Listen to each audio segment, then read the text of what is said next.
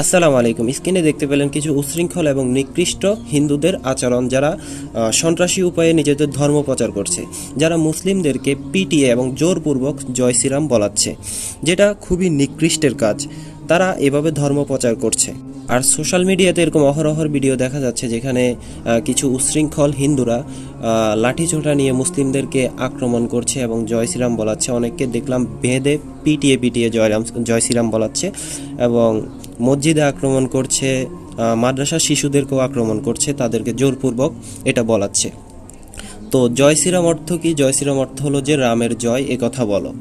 তো রামকে মনে হয় এরা ভগবান মনে করে। তো এই রাম কে? কে উনি? উনি কি কোনো ভগবান, কোনো স্রষ্টা, কোনো ঈশ্বর? আপনি যদি হিন্দু ধর্মগ্রন্থ বাল্মীকি রামায়ণ বা রামায়ণ পড়েন তাহলে দেখবেন যে রাম নিজের মুখে কখনোই বলেনি যে সে ঈশ্বর, কখনো সে বলেনি সে স্রষ্টা। রাম উনি কখনোই বলেননি যে উনি স্রষ্টা। রাম নিজের মুখে বলেছেন যে আত্মানাং মানুষাং মন্যে। রাম নিজের মুখে বলছে যে আমি তো নিজেকে মানুষ মনে করি। এটার উল্লেখ আছে বাল্মীকি রামায়ণ যুদ্ধকাণ্ড স্বর্গ অধ্যায় 117 শ্লোক নাম্বার 11। এরকম অনেক জায়গাতে বাল্মীকির রামায়ণের অনেক জায়গাতে রাম নিজের মুখে বলেছেন যে আমি নিজেকে মানুষ মনে করি। হনুমানজিকেও রাম বলেছেন যে আমি নিজেকে মানুষ মনে করি। কথাকে উল্টে ধরতে পারবেন না, যেটা বলছি সেটাই থাকবে। তাই অনুরোধ করব ধর্মগ্রন্থ পড়েন। আপনি যদি হিন্দু ধর্মগ্রন্থ পড়েন এরকম একটাও শ্লোক পাবেন না যেখানে রাম নিজের মুখে বলেছেন যে আমি ঈশ্বর। এরকম একটা শ্লোকও আপনি কোথাও খুঁজে পাবেন না। রামের চলে যাওয়ার পরে মনীষী এবং ধর্মীয় গুরুরা রামের অলৌকিক কাজগুলোকে বিচার বিশ্লেষণ করে তাকে ঈশ্বর বানিয়ে দিয়েছে। ঠিক যেরকমটা যীশু খ্রিস্ট বা ঈসা আলাইসাল্লামকে খ্রিস্টানরা বানিয়ে দিয়েছে। যেমন যীশু খ্রিস্ট বা ঈসা আলাইসাল্লাম আল্লাহর নির্দেশে কিছু অলৌকিক কাজ করেছিলেন। তিনি মৃতকে জীবিত করেছেন, অন্ধকে চক্ষুদান করেছেন, কুষ্ঠরোগীকে ভালো করেছেন, আরও বিভিন্ন কাজ করেছেন, যেগুলো তিনি আল্লাহর সাহায্যে করেছিলেন। আর এই অলৌকিক কাজগুলোকে কেন্দ্র করে খ্রিস্টানরা যীশু খ্রিস্টকে আল্লাহর পুত্র বা স্রষ্টা বানিয়ে দিয়েছে। ঠিক এখানেও সেম ঘটনা ঘটেছে। যীশু খ্রিস্ট নিজেকে কখনো ঈশ্বর বলেননি, রামও নিজেকে কখনো ঈশ্বর বলেননি, কিন্তু এরা ওনাদেরকে ঈশ্বর বানিয়ে দিয়েছে। এই যে রাম রাম যারা করছে, রামের শিক্ষা তো এদের ভিতরে একদমই নেই। তো চলুন দেখা যাক রামের চরিত্র কেমন ছিল। রাম নিজের প্রতিপক্ষের প্রতি সম্মান দেখিয়েছেন। যেমন এই যে রাবণের সাথে যে যুদ্ধটা হলো সীতাকে কেন্দ্র করে, ওখানে যে রাবণ মৃত্যুবরণ করলো, তারপরে রাবণের শেষকৃত্যের সময় রাম কি উদারতা দেখাননি? রাবণের শেষকৃত্য কি রাম নিজে হাতে করেননি? সেখানে তিনি শ্রদ্ধা প্রদর্শন করেননি। তো তিনি শত্রুর প্রতি দয়া দেখিয়েছেন। তারপর তিনি কখনো নিজের ব্যক্তিগত আবেগকে রাষ্ট্র বা ধর্মের মধ্যে স্থান দেননি। তিনি ছিলেন একজন সৎ চরিত্রের অধিকারী। তিনি অন্য মানুষের প্রতি, অন্য জাতের মানুষের প্রতি উদারতা দেখিয়েছিলেন। তার চরিত্র ছিল একদম নম্র ভদ্র। তিনি কি এসব উচ্ছৃঙ্খলতা এভাবে লাঠি হাতে নিয়ে অন্য ধর্মের মানুষকে মারধর করে জোরপূর্বক ধর্মপ্রচার শিখিয়েছেন? এরকম কিছু শিখিয়েছেন। এই যে জোরপূর্বক মানুষকে পিটিয়ে জয় শ্রীরাম বলানো, এগুলো হচ্ছে অত্যন্ত নিকৃষ্টের কাজ। এগুলো নিকৃষ্টের কাজ।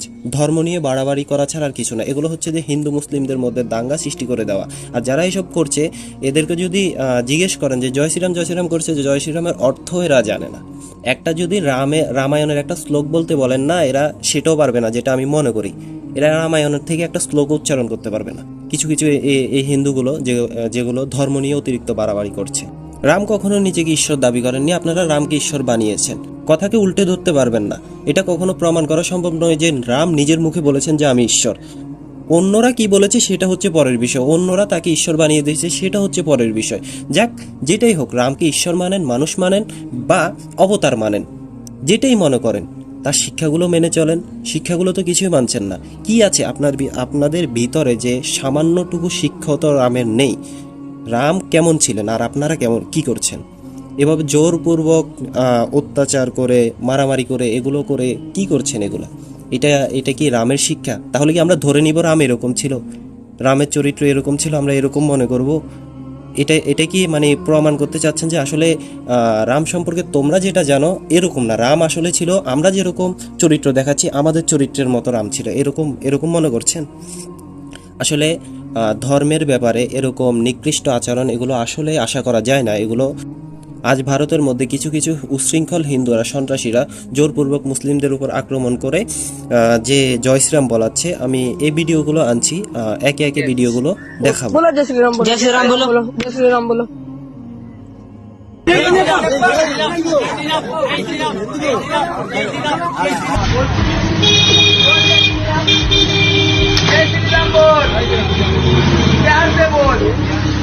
बोल जय श्री राम। हनुमान चालीसा बोल। मालूम नहीं कैसे बोल। हनुमान चालीसा नहीं। जय श्री राम बोल। अरे बोल दे जय श्री राम। जय श्री राम। जय श्री राम बोल। जय श्री राम बोलने में क्या है? बोलना पड़ेगा, तूने सामने कुछ नहीं बोल। जय श्री राम। जय श्री राम बोल दो जय और श्री जाओ। राम। जय श्री राम। मेरी बात सुन। ট্রেনের মধ্যে জয় শ্রীরাম না বলায় তাকে মারধর করা হয়, এরপর তাকে ট্রেন থেকে ফেলেও দেওয়া হয়। অসহিষ্ণুতার আঁচ এ রাজ্যে, উত্তরপ্রদেশ রাজস্থানের মতোই এ রাজ্যেও ঘটল একই। আমি অনুরোধ করব এরকমটা করবেন না। হিন্দু হোক, মুসলিম হোক, ইহুদি হোক, খ্রিস্টান হোক, যে ধর্মেরই হোক, যে কেউ যদি কারো উপর জোর করে ধর্ম প্রচার করার চেষ্টা করে, ধর্মীয় বাণী বলানোর চেষ্টা করে, এটা খুবই নিকৃষ্টের কাজ এবং খুবই মারাত্মক অপরাধ। তাদেরকে অবশ্যই শাস্তির আওতায় আনতে হবে। এগুলোকে কখনোই প্রশ্রয় দেওয়া যাবে না। এগুলোকে যত প্রশ্রয় দিবেন এগুলো তত গায়ের উপরে উঠে যাবে। ধর্ম নিয়ে বাড়াবাড়ি করা ছাড়া এরা কিছুই করছে না। ইসলাম ধর্মে কখনো এসব কিছু নেই। নবী সাল্লাল্লাহু আলাইহি সাল্লাম ডাইরেক্ট নিষেধ করে দিয়েছেন বিদায় হজের ভাষণে যে ধর্ম নিয়ে তোমরা বাড়াবাড়ি করবে না। পূর্বের অনেক জাতি ধর্মের জন্য, ধর্ম নিয়ে বাড়াবাড়ি করার জন্য তারা ধ্বংস হয়ে গেছে। আল্লাহ তাআলা কোরআনে বলেছেন যে যারা আল্লাহকে ছেড়ে অপদেবতার উপাসনা করে, অন্য আল্লাহকে ডাকে, অন্য ঈশ্বরকে ডাকে, তাদেরকে তোমরা গালি দিও না, কারণ তারাই আবার অজ্ঞতাবশত আল্লাহকে গালি দিবে। তাহলে যারা অন্য ঈশ্বরকে ডাকে, আল্লাহ তাআলা নিষেধ করে দিয়েছেন যে তাদেরকেও তোমরা গালি দিও না। আর এরা যে উচ্ছৃঙ্খলতা শুরু করেছে, এরা আসলে কোনো প্রকৃত হিন্দু, আসলে আমি যেটা মনে করি যে কোনো প্রকৃত হিন্দু এরকম নিকৃষ্টের মতো কাজ করতে পারে না। হিন্দুদের এটা শিক্ষাই না। তাদের ধর্মগ্রন্থ যে শিক্ষা দেয় সেটা এগুলোর থেকে একদমই আলাদা, এগুলোর সাথে একদমই মিলে না। মানে প্রত্যেক ধর্মে কিছু কুলাঙ্গার থাকে, তো এগুলো হচ্ছে এক একটা কুলাঙ্গার। আমার কোনো হিন্দু ভাই বোনকে কষ্ট দিয়ে কথা বলার উদ্দেশ্য ছিল না, বা ধর্মগ্রন্থকে অবমাননা করারও কোনো উদ্দেশ্য ছিল না। এরকমটা আমি করবো না।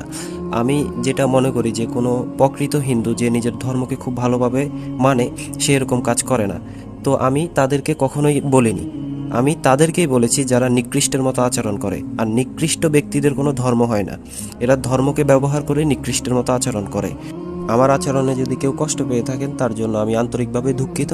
ক্ষমাসঙ্গত দৃষ্টিতে দেখবেন। আর আমরা সকলে ধর্ম নিয়ে বাড়াবাড়ি করাটা বন্ধ করব। এটা থেকে বেরিয়ে সবাই নিজ নিজ ধর্ম মেনে সুন্দরভাবে একটা পরিবেশ সৃষ্টি করে চলার চেষ্টা করবো ইনশাল্লাহ।